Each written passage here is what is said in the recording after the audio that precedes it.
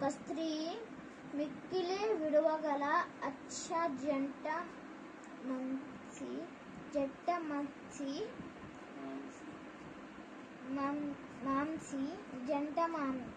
బుడ్డి తీసుకొని వచ్చి ఆ అత్తరు బుడ్డి పగలగొట్టి ఆ అత్తరు ఆయన తల మీద పోసెను.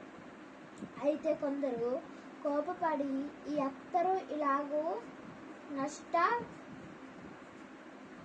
నష్టపరచనేలా, ఈ అత్తరు 300 దేనారముల కంటే ఎక్కువ వేలకమ్మి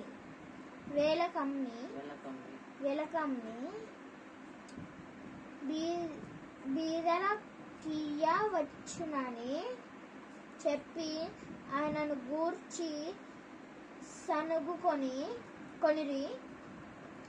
అందుకు యేసు ఇట్లనెను,